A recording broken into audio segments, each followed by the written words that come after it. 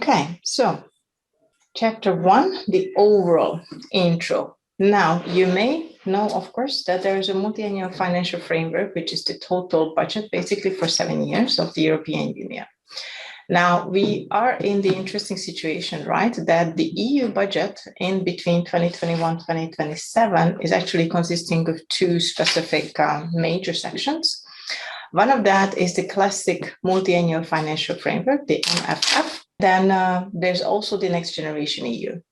Now, Next Generation EU is coming from totally different income sources that the Commission, of course, is planning to implement. One of those are the bonds that you probably have heard about, but then are also additional tax and additional revenue-related sources that the Commission is planning then to launch and implement. And that should give an additional 750 billion euros, basically, for the 7 years. Now, why is that interesting? It is interesting because, as you see, there's 11.5 billion of euros that is allocated to the first heading, the Single Market, Innovation and Digital. And that is consisting of 5 billion of euros that is added specifically to Horizon Europe budget. Now, that 5 billion of euros should be spent or should be contracted by the Commission in the years 2021, 2022, and 2023 max. So that is kind of a good news that in the first years of Horizon Europe, probably much more projects will be financed than on average when the first 2 years of a specific research and innovation program has been launched. Now, if you consider the multi-annual financial framework, also some of the news is that there are much more important priority focus areas than before. That also is a good news from the perspective of research and innovation related financial sources, because definitely Horizon Europe, InvestEU or Digital Europe or the Connecting Europe Facilities digital section are receiving more money. Erasmus also received a huge increase in terms of budget. So please check the opportunities also within Erasmus, because that's going to be also an interesting financial source. If we consider research and innovation funding landscape, we cannot only focus on Horizon Europe. The European Commission is expecting us to understand what other programs are there and available. And we should be trying to see the synergies, to see the complementarities in between these programs. Now, all of the EU programs are tools in the hand of the European Commission, basically to implement specific policies, specific EU agendas. And we definitely have to mention the Green Deal itself, because 35% of the budget of Horizon Europe will be allocated to the Green Deal objectives. Here we have two specific agendas. One is the European Education Area that should be established by 2025, and the Digital Education Action Plan, which is for the 7 years total. But again, any research organization or any higher educational institution has to definitely then take this into consideration. So with any of the science projects you may have, if you just consider responsible research and innovation approaches, where one of the key areas is science education, you definitely have to then connect it with the major European agendas. So please, again, have a little look into the European Education Area and also the Digital Education Plan. And then, of course, we have two major areas as well. One is the European Research Area, where there's a new communication published, I think, the end of the last year from the European Commission and the Council. So there are new priorities also for the ERA. And then there is the completely new thing, which is the European Innovation Area that has been basically started to communicate about in December 2020.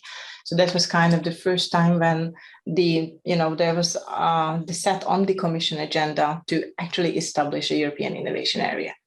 So the European Research Area has 3 specific objectives. And again, please read a little bit more, at least read the communication, because that may be, of course, important for us to understand the whole background and the whole logic of the program itself.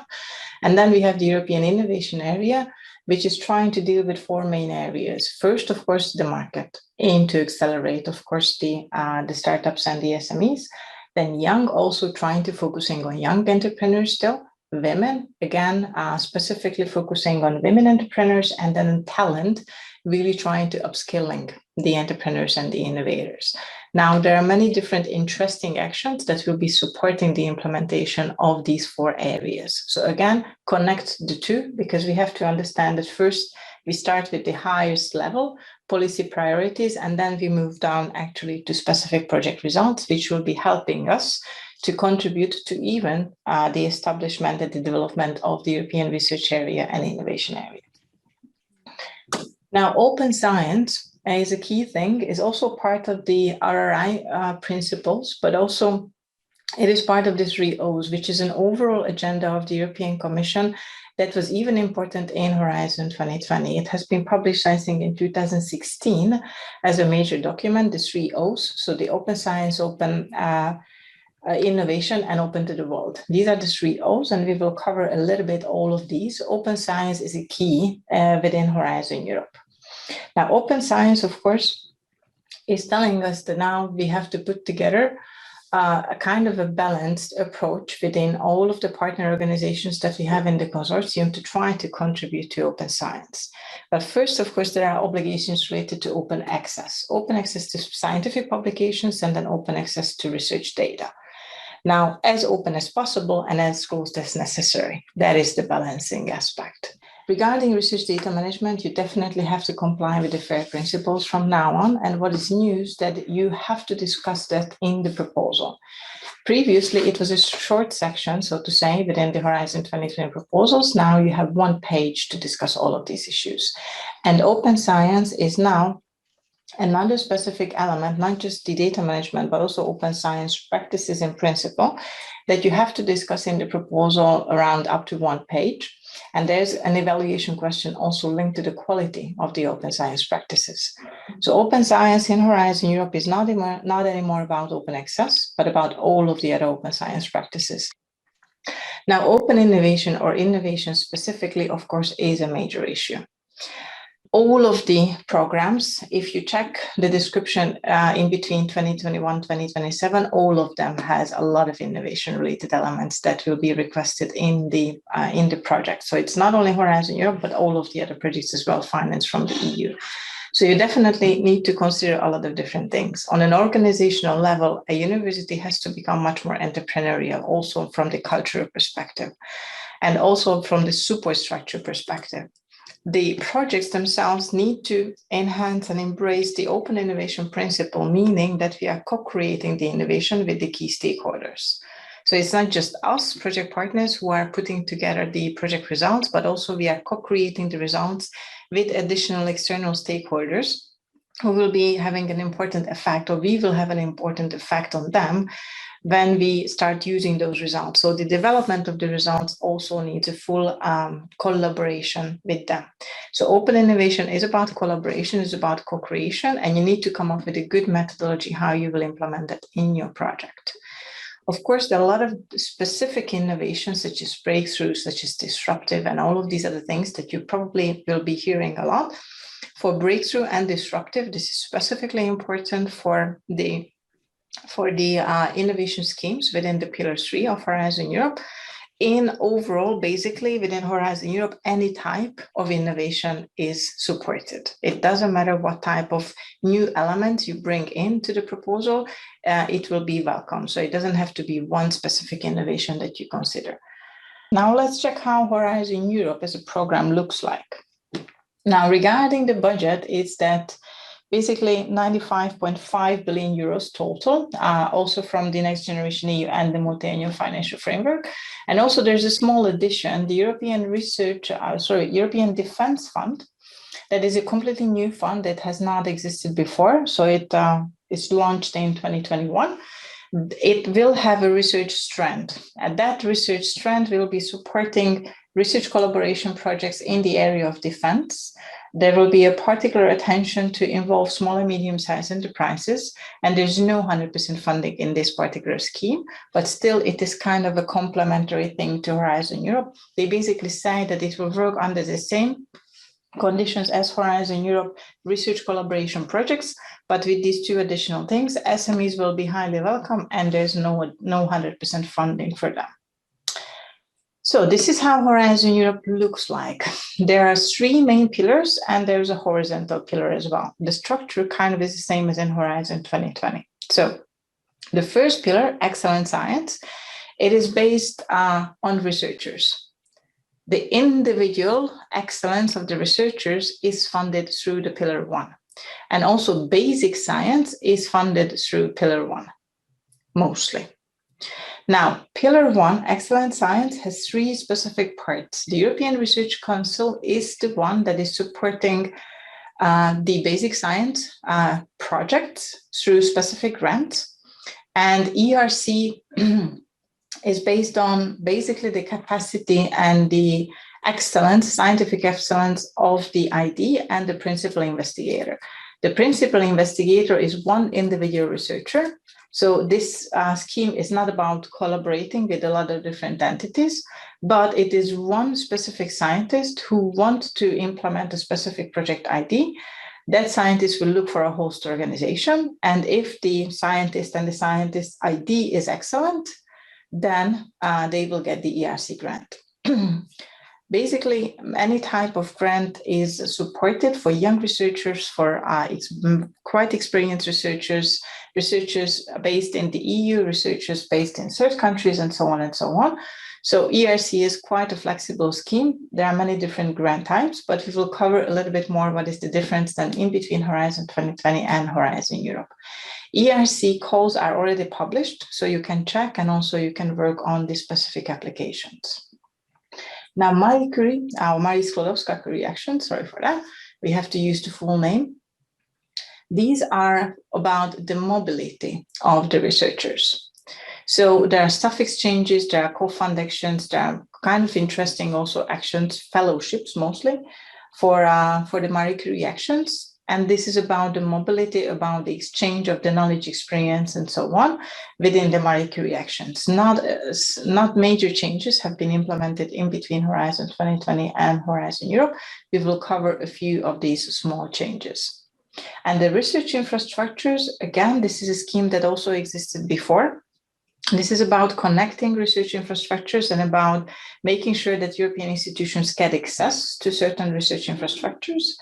And there is one major news basically within the scheme, but otherwise the system and how the applications are acting, basically how are implemented, this is going to be the same.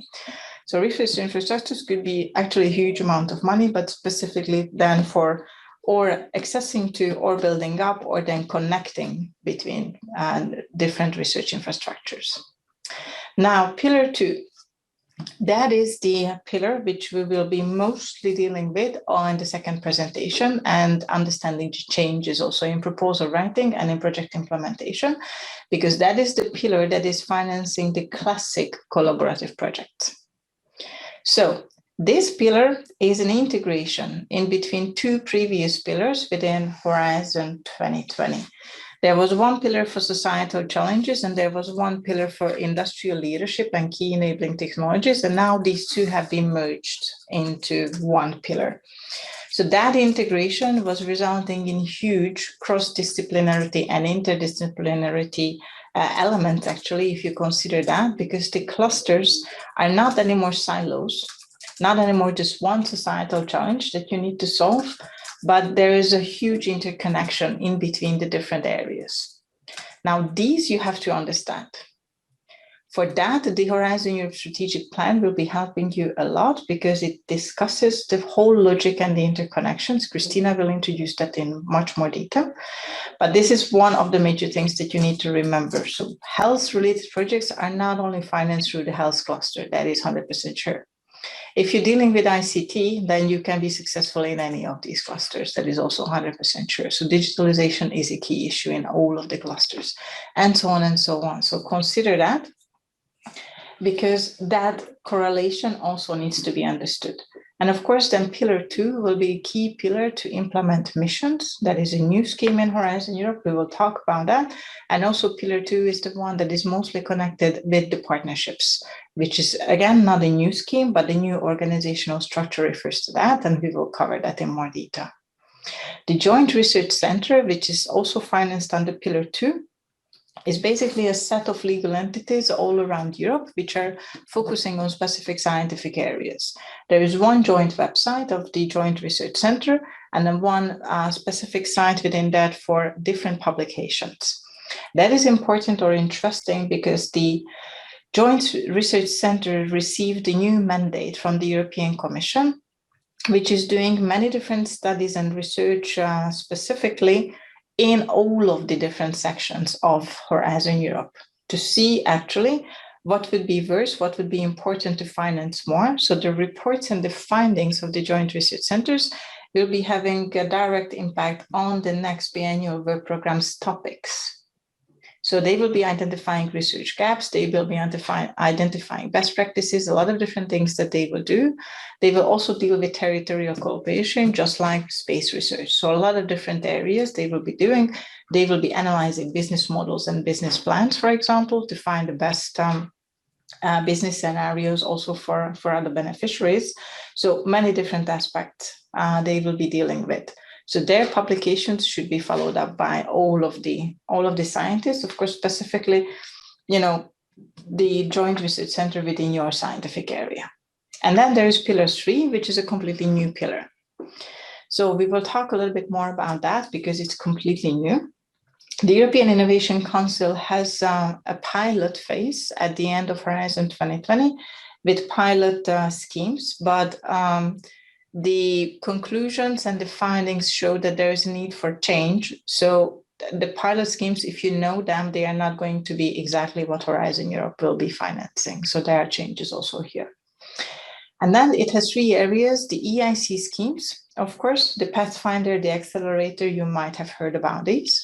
And there's additional ones, of course, that they will be financing. Then the European Innovation Ecosystem, which are about the connection and the collaboration within and in between the innovation ecosystems in Europe. And we have the European Institute of Innovation and Technology that has been a long-lasting institution because it started in 2014. And it is going to continue to finance the knowledge innovation communities, the KICs. So we will talk about that more. And then we have the horizontal pillar, which is widening participation and strengthening the European research area. It has one specific work program, which is called the widening work program, but also then this includes not only the support schemes for the widening countries, but also it has included all of the schemes that you might have known from the Science with and for Society in Horizon 2020. So all of the actions relate to specifically science education approaches or ethical issues, gender equality issues, the capacity building of the researchers overall. All of these actions will be included into this horizontal pillar itself, under the reforming and enhancing the European research and innovation system. And the other one, which is having also a major increase, is the widening participation and spreading excellence. It has new interesting schemes. And while it is focusing on the widening countries, it could be interesting for Norwegian excellent organizations as well. We will cover that a little bit more in detail. So that is how the program looks like. And of course, as I said, the strategic plan, so Horizon Europe strategic plan, is your starting document to check.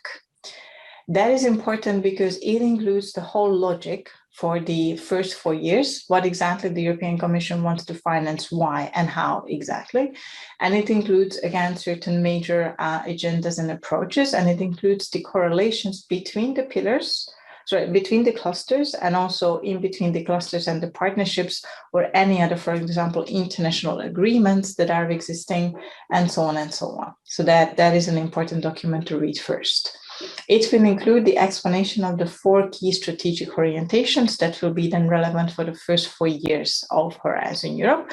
And out of that strategic plan, we have the first work program, first biennial work program for 2021-2022 deriving.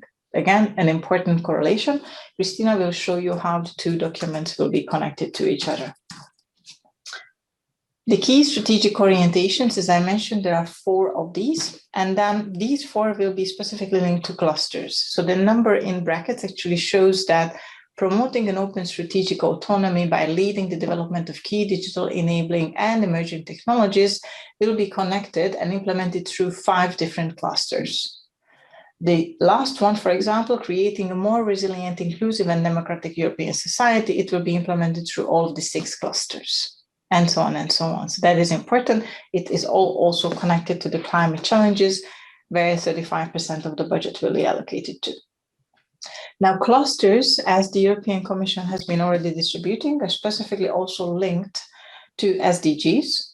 So if you check the 6 clusters, then you can see the direct correlation. So the health will contribute to SDG 3, the good health and well-being for people, and so on and so on. So all of that should be checked. And again, don't forget the specific indicators to be checked, because that can help you to put indicators into your specific project proposal. The missions is, again, the new thing. As I said, missions are about scientific areas that are important for all of us. We understand that we have to save the planet. We understand that we have to solve, cancer-related challenges. We have to find a cure. We also understand we need to clean the oceans, and so on and so on. So all of these are generally understandable areas for an everyday citizen. Now, that is an important aspect, everyday citizen. So citizens have to be engaged into science. So citizen science projects will be a huge part of the mission projects themselves. They need help to help us to collect data, to analyze data, to observe, to send pictures, a lot of different things that the citizens can do all over Europe. So that first, they understand much better why this scientific objective is important and why we need to save the planet. And second, also, they can contribute to the solution. So there's a behavioral change as well happening throughout the implementation of these projects, which will also be a major part of helping us to save the planet. So these things, of course, are really challenging, so to say, also from the Commission perspective. And I'm not specifically envying the coordinator of the first mission project, so to say. But yeah, these are huge key challenges that we are trying to solve, and we have to solve it together and with the citizens. So that is an important section. The missions will be having a different logic also in terms of evaluation and also in terms of implementation. That is why mission boards have been established, who will be supported by a lot of different experts also. And they will be having slightly different than, so to say, flexibility measures, because they can, of course, implement the specific mission projects which will be in their work program. But the mission boards will have the possibility to also engage with the cluster projects, for example, or with the ERC projects, or with the Marie Curie projects, or with the EIC projects, because certain projects all over Finance Horizon Europe, they also can contribute to the mission objectives. They have targets till 2030. It will be important to consider a new technological solution from the EIC just as much as a new basic science result from the ERCs. So it's not only within the Pillar 2, the missions, but also they will have a correlation with the other finance projects as well. So that's going to be quite a challenging, again, but really interesting aspect for the mission boards for implementing the mission objectives. And then that was basically the overall structure, and then we can go into a little bit more detail of the horizontal pillar itself. The horizontal pillar, as I said, has 2 major parts. The first part is about reforming and enhancing the European research and innovation system. This is where I said that the science with and for society related applications were funded in Horizon 2020, and it will be coming here into Horizon Europe. So a lot of different actions which will be supporting the policy making. So evidence for policy making in specific social scientific areas. They will do some foresight activities as well, try to anticipate certain things. There is then specific CSA actions, which will be then supporting certain expert groups and advisory groups to contribute to, again, implementing and improving the European research area. And also there is a policy support facility. I don't know if you know that, but it existed also throughout Horizon 2020.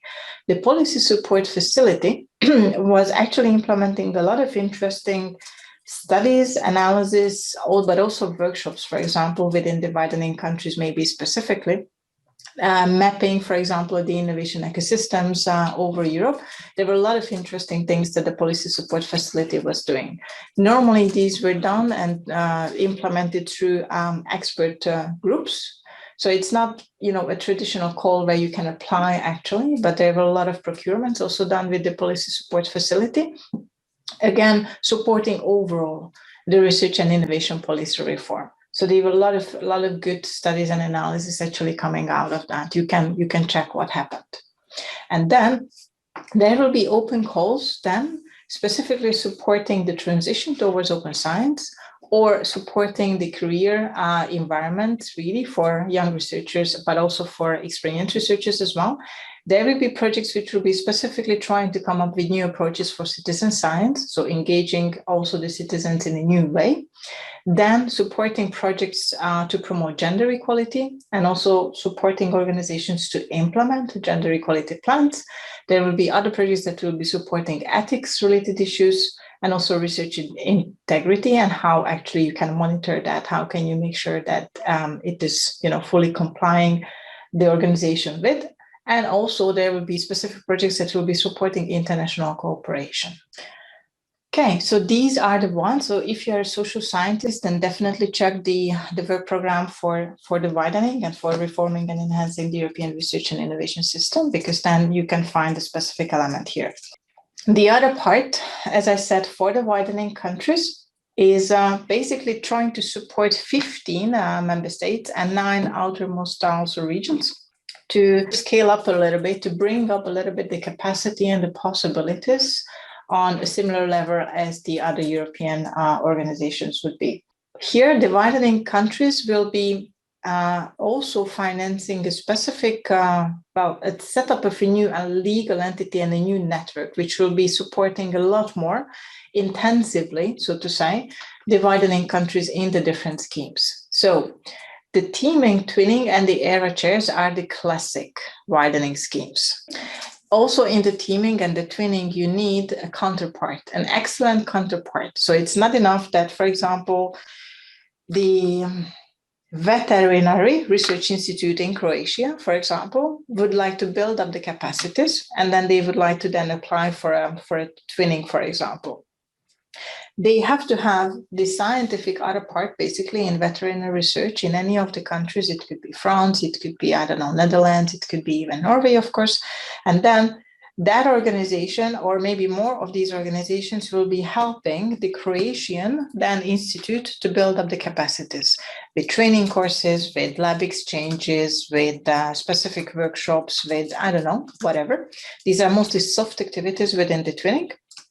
And then these will be then the collaboration ending up with increased capacities that the Croatian institution will be more successful on the international research arena overall, basically.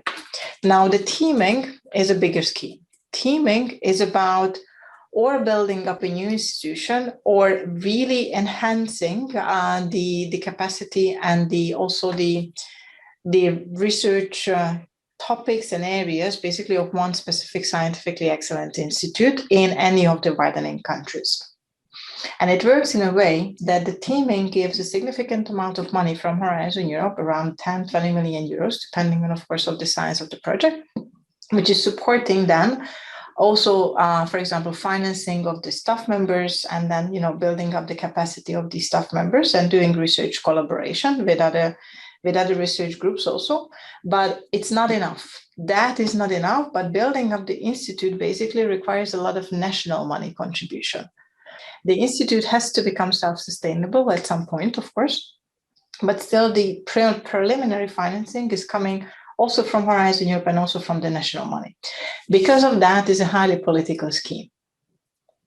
Teaming and a little bit twinning as well, in the sense that the national government within the widening country has to give a really firm, guaranteed support. Also, in case of twinning, for the continuation of these increased capacities, how to use them, but in the teaming very specifically. So it's not that easy from that perspective, that you need basically two sides of the support itself. Now, cost, you might have heard about cost. Previously, this was an intergovernmental scheme, basically, in between any different governments, and also the EU was a member within this collaboration. Now, cost has been specifically integrated into Horizon Europe within this scheme, and the scope is still to try to support those who are not very active still within the European collaboration. So there are many organizations and many researchers who do not know exactly, the rules of the game. They do not understand how exactly these applications are formulated and built up and so on. So COAST is the first step. It is helping you to build up the network. It is helping you to build up the collaboration for a future project. It is helping you to travel to certain places and so on and so on. So it's a small scheme, not a big amount of money. And mostly the money is for traveling and it's for the staff costs of those people who will be collaborating. But it's a nice scheme. That's kind of the first step. Now, COAST has been integrated into this part of Horizon Europe because it is much more focusing now on the widening country than it was focusing before. And then there are 3 completely new schemes within the horizontal pillar. One of them is the hop-on. The hop-on is kind of an interesting thing, actually. So when you win a project, you are in the grant agreement preparation phase, or you are already during the project implementation, you could see maybe a research gap that you haven't realized before. Now, if you see that, then of course you need maybe an excellent organization to be engaged to try to fill in that particular gap. It would give a huge added value to your project. But you don't have, of course, the money for that because the project has been also giving this particular EU funding that is set in the grant agreement. Now, if you find an excellent scientific organization in the widening country, which will be trying to fill in, which can fill in this gap because of their scientific excellence, then they could be applying to the hop-on scheme to join your consortium. So there, that organization needs to apply with the hop-on scheme with the help of this coordinating organization of this particular project, and they could be given the budget, and then they could join with the grant agreement amendment this particular running project that we talk about. Again, an interesting scheme that kind of decreases the competition for the widening organizations from the perspective that, of course, it's only them who has to join the project. They have been selected instead of, trying to compete. And the other 2 things, one of them is already actually included on the left side on the slide itself. It's called Excellent Hub. These are the kind of excellence initiatives. Excellent Hubs are medium-sized projects with 3-5 million. They are complementing the classic teaming, twinning, and aero chairs. They also try to build the capacities, but also trying to consider the full ecosystem itself. So definitely have to translate the results into the economy, boosting the local regional economy itself and boosting the local competitiveness of the SMEs and the startups themselves. So that is kind of the particular scope also of the collaboration. And then it has to elaborate research and innovation strategies that must be aligned, of course, with the smart specialization strategies of the region and the country itself, but also it has to be aligned with the European strategies. Now, what is different here, that you have to also include an investment plan. An investment strategy has to be put together, so you really focus on the local regional competitiveness itself, and the investors would get interested into supporting your project also. So that is an additional interesting thing. Excellence Hubs are a little bit different from the others because they focus, on this competitiveness issue, while the teaming and twinning will focus on the scientific, excellence itself. The BrainSteel Croatian is also interesting. Here, the point would be that you have, again, a separate amount of budget allocated for excellent scientists to be hosted within the widening countries. So here only the host organizations can be only from the widening countries. And then they can accept, researchers and they can host them within their own institution. And that is supporting, again, the BrainSteel Croatian, because a scientist from the Netherlands or from Norway or who, whichever other country could be then going into the Czech Republic, Hungary, Slovenia, and so on, in order, again, to learn from each other, to exchange the experiences and the knowledge itself. That, again, can boost the capacities of the host organization within the widening country. Pillar 1. It's the excellent science pillar, and as I said, this is the pillar that is then boosted by the individual researchers. So that is the perspective. This is a completely bottom-up approach. Just like actually pillar 3 that Christina will introduce, that is also bottom-up. This is also a bottom-up thing. Pillar 2 is a top-down initiative of the Commission. This is bottom-up, coming from the researchers, basically, and it has 3 specific sections. with a nice amount of budget, the European Research Council financing frontier research to the best researchers and the best teams.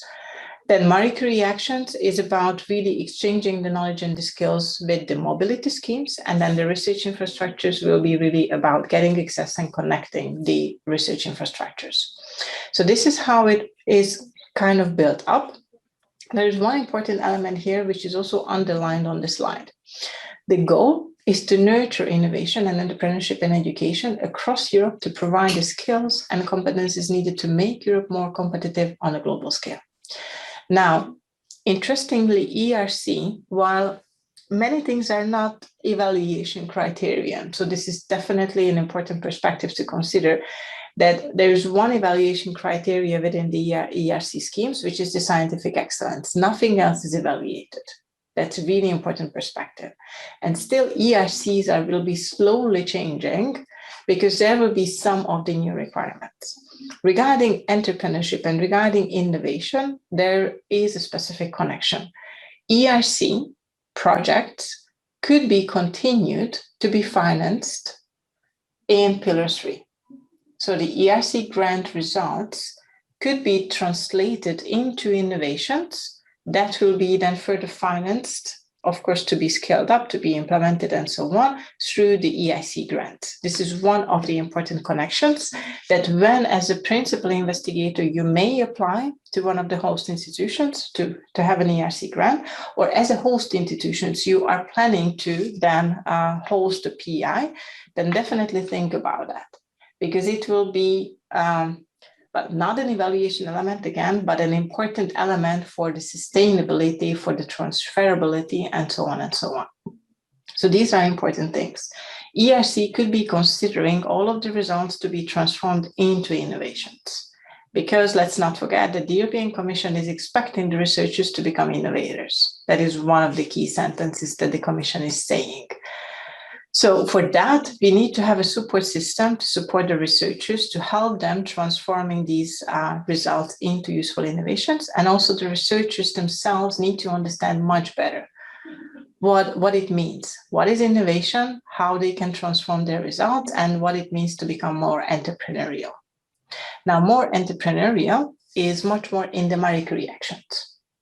All of the higher educational institutions need to become more entrepreneurial, which also means that they need to support the researchers to understand the different career perspectives and also to build up some kind of a culture where the staff members and the students will be already kind of working within an environment where they understand that this is a supported thing to become maybe entrepreneurs in the future, or maybe to support again the results to be transformed into innovations. So in the Marie Curie Actions, this is something important to also consider. For example, when you have fellowships accepted, or when you have fellows accepted, or when you have, for example, ITN schemes, right? Marie Curie ITNs, then that is a training network, right? On a specific scientific topics. But next to it, you also have to improve the transversal skills of the early stage researchers. Now, within these transversal skills, the business perspective to understand how they should be thinking more with an entrepreneurial mindset. What is a business, how a business can be established, and how, for example, it can become successful. That's going to be another important set of knowledge and skills that they could learn within a Marie Curie ITN. Or when you have them, the fellows hosted within your institution, that you will have to consider how else you can support them. Maybe they could participate, in a specific course that the university anyway offers, to the staff members and to the students in terms of entrepreneurship, and so on and so on. That, again, is an important consideration. And then the research infrastructures, there's no huge change. There's one that I will mention specifically. Okay, so these are interesting things to consider. Now, for the ERC schemes, the work program has been already published. So you can check the detailed work program that is available on the Funding Attendance portal. Not sure if you are planning to submit something to the first calls, because the calls have already a deadline. Anyone planning to have an ERC grant? No, not yet. Of course, you can go for the next dates as well. But within the 2021 work program, so there's only for 1 year now actually available, interestingly. There will be another one for 2022. The starting grant is the same as it was before, consolidated grant as well, then advanced grant as well. Now, changes. The synergy grant, which was one of the major things where 4 principal investigators were joining the forces to implement an interesting project, it's not available in 2021. Probably it will be in 2022, but that's not part of the work program at the moment.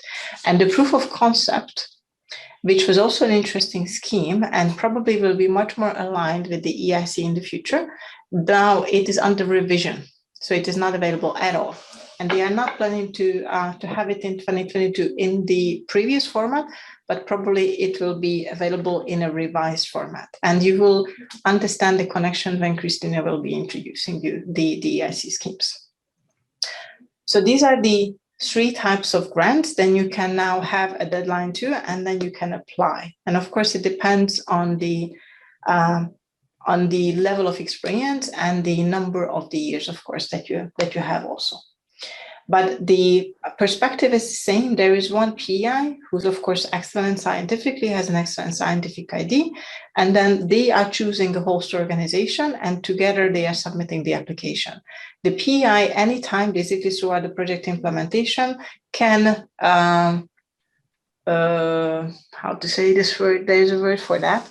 They can choose another host organization basically under specific conditions. So they can decide to leave this host organization and go to another one, and then basically bring the whole project with them, with the funding also. So that is also an interesting scheme. Now, what is interesting also with the ERC, that the Commission findings show that one scientific publication that is coming from an ERC grantee is having a much higher visibility, but scientifically it is more important because of the number of the citations. So you see that, the impact, how the Commission is checking the impact of the scientific publications is the help with the citations in the medium term, right? In 3-5 years, the Commission is checking the number of the citations, and then based on that, they consider this publication to be important or not so important. And the ERC grant publications were always considered to be much more important than another type of publications from another type of project. That is why the Commission wants a little bit to raise the visibility of the ERC program. Now, the ERC grantees do not have to submit any dissemination plan, for example. They are not required to do that or deal with such a thing during the project implementation. Still, the Commission would like to ask them kind of to be more public in the sense to go more, for example, to increase the visibility throughout the scientific conferences and so on. They still do not have to have a website. It is not a requirement. But if they could, for example, collaborate more with the national research agencies in the particular country where they are hosted, that could also increase the visibility. They want the ERC PIs basically to gain a more global profile. So then the visibility of these projects will not be only something, obvious for the European actors, but also on a global scale. So that, again, is a small thing maybe, but it's important also to consider when you will put together the ERC grant itself. So that is a change within the ERC. And then let's see the Marie Curie actions. Now, Marie Curie actions, there was an information event on the 21st of March. If you're interested, then on the link you can check all of the presentations, but there's no recording on the event itself. Marie Curie is still promoting the mobility of the researchers. It's still promoting the enhancement of the skills and knowledge of the early stage researchers and a little bit more experienced researchers as well. It is supporting still the staff exchanges as previously.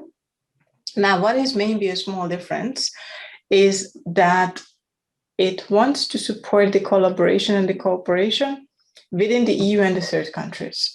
So they will specifically then favoring the collaboration within the actions also with third country institutions, not only European institutions, maybe consider that as well.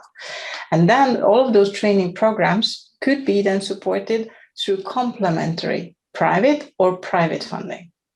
So here you already have to start thinking about the private investors. That is an interesting aspect as well. Normally you would not consider at all as a host organizations for the Marie Curie Fellows. Now you should start to do that. For example, the EIT, you may be a member of the EIT KICS, or maybe there's a node in your city for the EIT KICS, and they are of course offering certain entrepreneurial programs. They are offering maybe an incubator house and accelerator programs and so on, that could be connected then with the fellows who you are then hosting within your institution. So that is again something interesting. But if you just have a Marie Curie action itself, then it could be complemented within the Erasmus grant. And then the training offered, for example, by the Erasmus grant itself. And these connections, they are expecting you to consider, and then if possible, then definitely use it and implement it. And another new thing, not completely new, so to say, because the scheme existed before, they are definitely trying to promote more the public outreach. And you could be considering that for the individual Marie Curie actions, but more importantly, the Commission has now one section that is called Marie Curie Actions and the Citizens. And it is basically the Researchers' Night. It is a European-wide scheme existing for many, many years. So these are interesting, of course, schemes where the researchers are trying to introduce science and promote science to everyday citizens, mostly students, but anyone basically within the wider public. That is becoming slightly more important in the Marie Curie actions. And now the Commission is encouraging all of the institutions to think a little bit on a longer term. So it's not a one-year scheme now, but the call will be open only in 2021. And they are expecting the institutions to cover 2 editions of the same scheme. So in 2022, there will be no call for the Researchers' Nights as an example. So they imagine the connections between the Marie Curie actions and the citizens through the Researchers' Nights. And then, it will be a lot of more interesting, European-wide last Friday of September, I think, or the first Friday of September. A Friday in September is basically the last of the Researchers' Nights, and there will be many interesting schemes, of course, to be implemented. And otherwise, the doctoral networks, postdoctoral fellowships, staff exchanges, and the co-fund were existing also before. So this is how the estimated opening and estimated deadlines look like based on the information day. But again, the final work program for the Marie Curie actions is not published yet. So the only information that you can get now specifically from the Commission is through this information day. Research infrastructures. Basically, within the research infrastructures, there is one important kind of platform, the European Strategy Forum for Research Infrastructures. They are deciding or supporting with also conclusions, a lot of different things. Definitely will help you to understand what exactly then will be financed within this particular part of Horizon Europe. They definitely want to focus now more on connecting the research infrastructures. There's a lot, of course, that is built up. And there's also a lot of digital infrastructure, for example, that will be built up with the help of Digital Europe on one hand, and also from the Connecting Europe facilities. And then this part of Horizon Europe will be definitely helping to connect these and try to build up a pan-European research infrastructure so that all of the institutions could be somehow connected to many different excellent research infrastructures. Would it be a supercomputer or would it be, a specific energy facility? It doesn't really matter. It's really an important research infrastructure. Would it be a lab also? So these are kind of important additional things. And also then it will be financing specific service agreements as well, of course, for this pan-European research infrastructure. And they will be monitoring a lot also how they function and how they work and what is the impact of these. Now, the new element, the completely new element is the European Open Science Cloud. The European Open Science Cloud has been launched in 2018, but it was not finalized at that time. So a lot of interesting services were available from 2018, but still, of course, the European Commission needs a lot of resources to improve the scalability, of course, ensure sustainability. Data interoperability is a major issue with the FAIR principles that is not there yet. And of course, the wider user base is an important issue because, of course, not a lot of the users are using or contributing to the European Open Science Cloud yet. Now, the European Open Science Cloud will be connected with the European data infrastructure, so the EDI network itself, and also with the supercomputing services and the cloud-based environments. That is also something that the European Commission is building up. So all of these should be then, connected, interconnected, and so on. And then hopefully at some point, there will be a one-stop shop for researchers to access to publications, to data, to results, to everything else. And then hopefully the repositories will be connected, the institutions will be connected. But again, there's a lot of work still to be done. There are many projects that are still running right now, actually contributing to the European Open Science Cloud. But this part of Horizon Europe is specifically allocated for that. And also there's a completely new partnership, which is called the European Open Science Cloud Partnership, again, to build up certain additional sections of the European Open Science Cloud also. So that is news, and that is an important news also within the infrastructures. Also, not to forget that just because it's connected to European data infrastructures, it is not enough. The European Commission wants to pan-European to be understood that not only research and innovation, but also that education. So they want to build up a whole network for research education itself, and then understanding the data within all of these. And then basically they do many different studies also, but they will try also to bring together the funding organizations to support that. So it's, again, not only Horizon Europe that is financing these investments, so to say, and the connectivity and the network building, but also the funding organizations in the specific countries. So the regional funders, also private money could be actually linked with that, but definitely more the national sources, in order to address together all of these challenges and to build up a joint roadmap to improve, connect with the partnerships specifically, because, for example, within the partnerships, there will be a lot of interesting what they will be automatically connected to the European Open Science Cloud, and there will be a lot of industrial perspective there. So a lot of private money also engaged. So these two should be somehow connected, and the infrastructures will be also allocating resources on that. So they will be doing surveys, they will be doing periodic monitoring, a lot of assessment, how it works, how it doesn't work, and that will help the Commission to allocate the resources better for the next project.